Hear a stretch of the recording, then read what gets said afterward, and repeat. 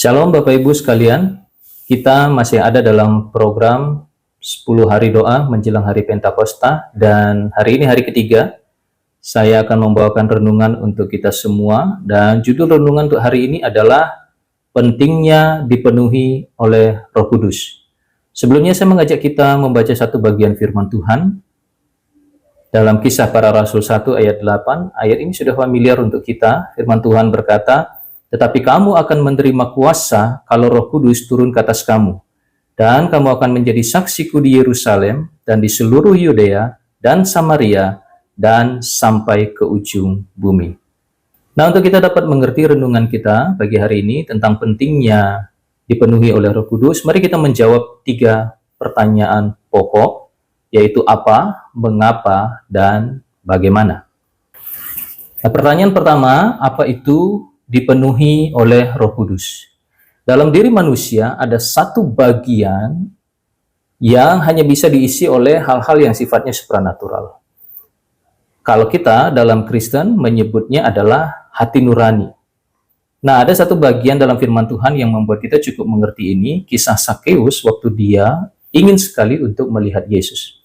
Dan ketika dia sudah melihat Yesus, tidak disangka bahwa Tuhan Yesus menyapa dia, Tuhan Yesus singgah di rumahnya, bahkan makan bersama dengan dia. Lalu apa yang terjadi? Ada ruang kosong yang tidak terisi selama bertahun-tahun dalam diri Sakeus, kemudian diisi oleh pribadi Yesus, dan itu mengubahkan kehidupannya. Dia tiba-tiba berubah menjadi orang yang dermawan, menjadi orang yang baik. Itulah yang disebut dengan ruang spiritual. Nah, kita sebagai orang percaya, ruang itu harus diisi oleh Roh Kudus. Mengapa? Mengapa kita harus dipenuhi oleh Roh Kudus? Dalam bagian selanjutnya, Kisah Para Rasul 2, kita melihat ketika para rasul menerima Roh Kudus, ada perubahan dalam diri mereka. Setelah Tuhan Yesus naik ke surga, Tuhan tidak mengizinkan mereka keluar dari Yerusalem. Sebenarnya mereka dapat bersaksi, mereka dapat menginjil, tetapi tanpa kuasa Roh Kudus tidak akan ada sesuatu perubahan terjadi. Firman Tuhan berkata bahwa ketika mereka diutus, sekalipun mereka menginjak ular dan kalajengking, mereka tidak akan dalam bahaya, atau ketika mereka minum racun maut, itu tidak akan membuat mereka celaka. Itu tidak dikerjakan oleh kuasa manusia, tetapi oleh kuasa Roh Kudus. Perhatikan, ketika Roh Kudus turun di atas para rasul, melingkupi mereka, Rasul Petrus berdiri dan berkhotbah, lalu khotbah itu luar biasa, memberkati banyak orang dalam bahasa mereka masing-masing. Itu tidak dikerjakan oleh Petrus, itu dikerjakan oleh Roh Kudus. Bahkan hari itu ada ribuan orang memberi diri dibaptis dan bertobat. Itu tidak dikerjakan oleh Petrus, itu dikerjakan oleh Roh Kudus. Nah, jadi mengapa penting kita dipenuhi oleh Roh Kudus? Karena Roh Kudus akan mengerjakan hal-hal di luar dari kemampuan manusia, dan hanya Roh Kudus yang dapat melakukan itu, karena Roh Kudus adalah Allah sendiri dan kuasanya sama. Nah, pertanyaan yang ketiga, bagaimana seseorang yang dipenuhi oleh Roh Kudus? Dalam kitab Galatia 5, di sana disebutkan ada 2 kriteria, baik itu orang yang dipenuhi oleh kedagingan dan juga orang yang dipenuhi oleh Roh Kudus. Nah, ruang spiritual yang saya sebutkan tadi, jika itu diisi oleh roh amarah, maka buah yang dihasilkan adalah amarah. Jika ruang itu diisi oleh roh iri dan dengki, maka buah yang dihasilkan adalah iri dan dengki. Jika diisi oleh roh persinahan, kemabukan, maka buah itu juga yang akan dihasilkan.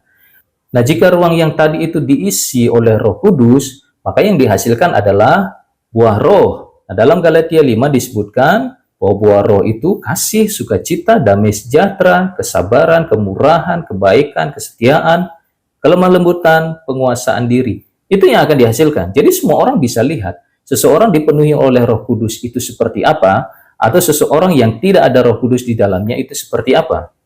Nah, sebagai orang percaya, sangat penting bagi kita dipenuhi oleh Roh Kudus. Pertama, karena kita ini terbatas. Kuasa Roh Kudus inilah yang akan memampukan kita melakukan hal-hal yang lebih lagi. Kemudian yang kedua, bahwa kuasa Roh Kudus yang ada dalam diri kita mengendalikan hidup kita dan membuat kita mengerjakan hal-hal yang bukan lagi untuk kepentingan kita, melainkan untuk kepentingan Tuhan. Seperti kata Rasul Paulus, hidupku bukan aku lagi, melainkan Kristus yang hidup di dalam aku. Sehingga pekerjaan-pekerjaan yang dibuat dan hasil-hasil yang didapat itu adalah semata-mata tentang pekerjaan Allah dan bukan lagi tentang pekerjaan kita. Dan yang terakhir, dengan menempatkan Roh Kudus pada ruang spiritual kita, itu akan menghindarkan kita dari perbuatan-perbuatan kedagingan yang justru akan menjerumuskan kita dan membuat kita tidak menerima kasih karunia Allah. Tetapi Roh Kudus akan terus menuntun untuk kita menjadi anak-anak Tuhan yang taat, yang setia, memelihara iman kita, dan melakukan pekerjaan-pekerjaan yang Tuhan inginkan. Itu renungan untuk kita pada hari ini. Mari kita berdoa. Bapa di surga, terima kasih. Kami mohon kiranya Roh Kudus memenuhi setiap kami. Karena kami percaya Tuhan bahwa Roh Kudus akan menuntun kami dalam jalan-jalan yang benar, jalan-jalan yang baik, dan akan mengerjakan pekerjaan-pekerjaan, perbuatan-perbuatan yang ajaib di luar dari kemampuan kami.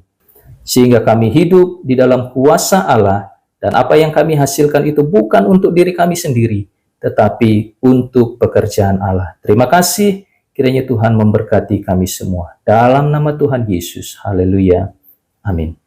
Shalom.